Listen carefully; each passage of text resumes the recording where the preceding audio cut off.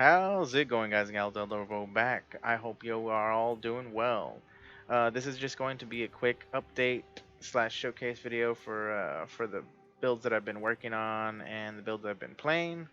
Let me throw up a map for us to play around in. Da, da, da, da. Yeah, we got 4 of these. Let's see.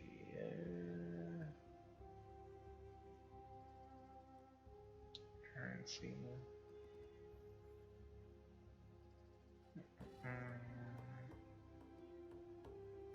This created ground, range monsters, 2 additional rogues. That was good until the vulnerability thing. That's fine. Okay, so as y'all know, this was my main character that I started with, and she's still, she's very strong. She can handle T16 maps. She is still quite squishy, but that will change quite soon. I plan on completely converting over to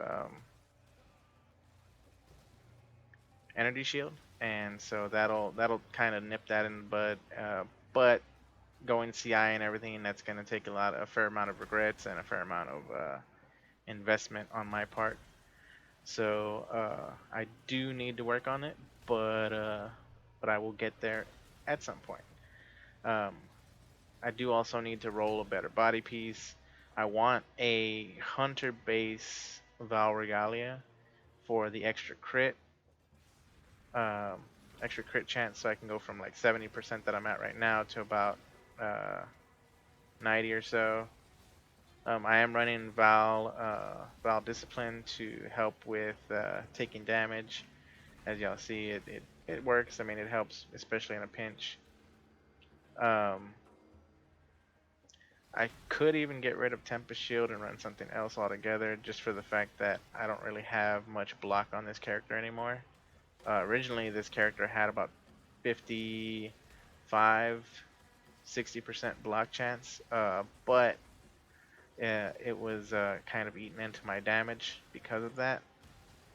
I do want to try and figure out a way to make it work, but at the same time, it is not quite as easy. One of the benefits of this build, though, is while running occultist, you do get extra AoE damage while mobs are cursed and they die. You get that chaos explosion that y'all keep seeing, that purple light, and it is quite helpful. When you need to, you can throw up that bad boy right there, and that helps with kind of aiming your damage. I run an enduring divine mana flask on this character, because just in case I'm running a map that has no regen, and even then, even when it does, sometimes there are mobs that will drain my mana, or electrical attacks that drain my mana, etc. And so I try my best to avoid dealing with that altogether. Again, the damage is quite good, um, as y'all can see, so it runs well. I'll display my second character now, which he is a Berserker, and he runs okay. He's not bad. Um, to me, he's quite a ways more squishy. Maybe it's just me. Maybe it's my playstyle. Maybe I don't mesh with this character particularly well. But personally, I think the character, for being a melee character, is quite squishy. Get all our auras up. And you always want to make sure to have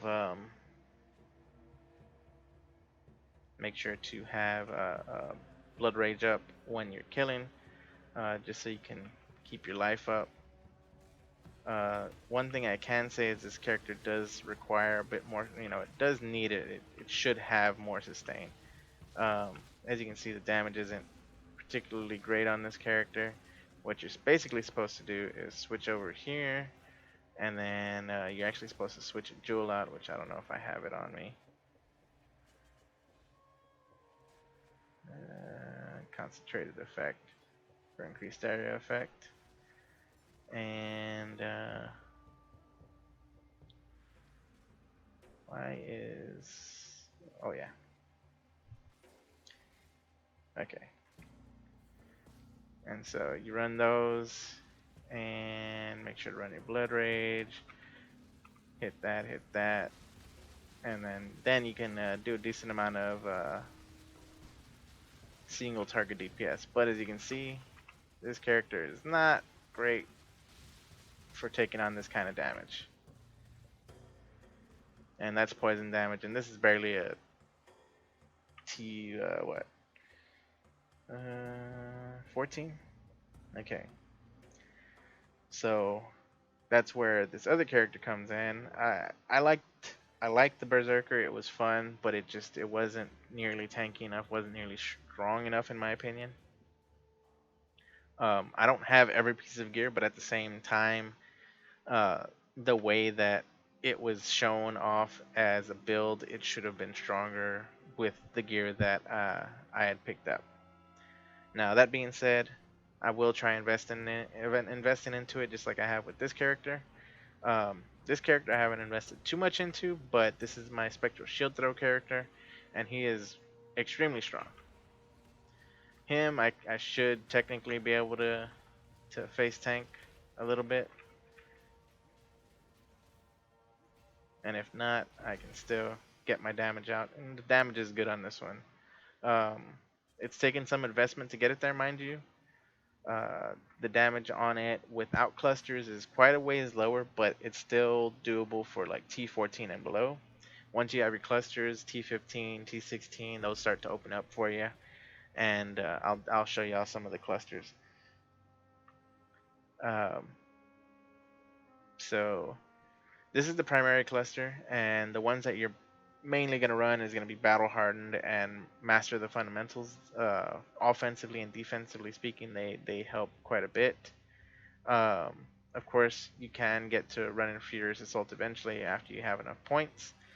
You could also move stuff around.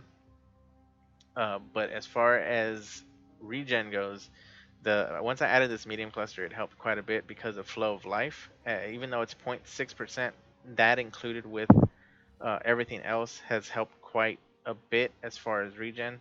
So I can run my Blood Rage without having to worry about losing any health. Like you see where it's sitting at. And even if I was to use my Corrupting Fever, I'm still regenning, even with both of them up. So as you can see, it's pretty good. And then if you hit your Enduring Cry, you heal up right away, and you just keep attacking. This build is definitely worthwhile. This build is a Steel Mage build. Zizarin posted it, so I would definitely recommend going and checking it out if you want a build, or if you haven't come across a build that you really enjoyed playing. This one is extremely fun to play. It's cost efficient. Um, like I said, from T14 down, even with the most basic gear that you'll get, which is like, you know, the shields, they're like a 3C shield, and the weapons like a 1C weapon, 1C belt. All this stuff is fairly cheap, and you will be able to run T14s and below fairly easily. You don't need the Lion's Roar. That I had an extra one, I threw it on this character.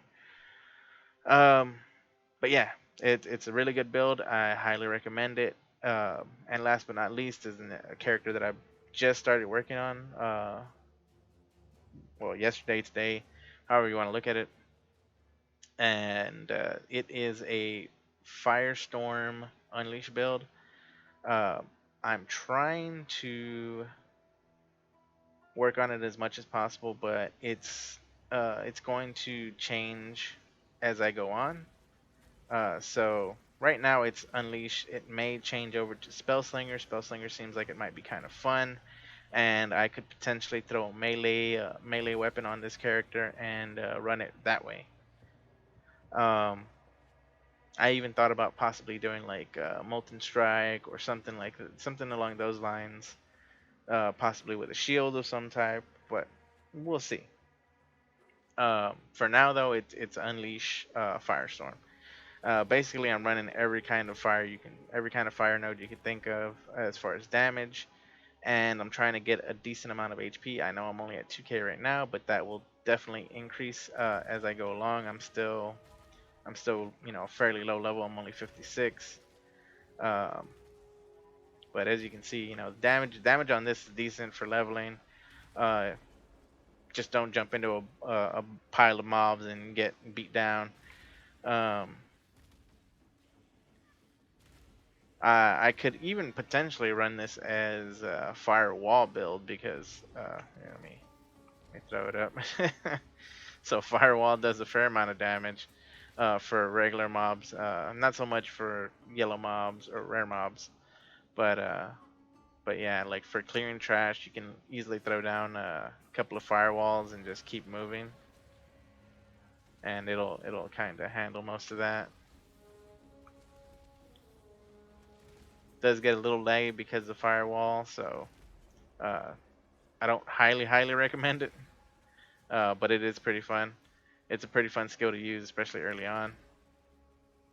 And I keep hearing that Firestorm is complete trash. So because of that, I wanted to try to run something with it. So I'm gonna continue to work on this character as much as I can, and I will update y'all on it. And hopefully, I will have a build for y'all based around this character. Now, again, it's gonna probably go in a few different directions as I level it and play around with it. But again, I will update you and let you know. Until next time, though, this is Elderofwoe saying over and out.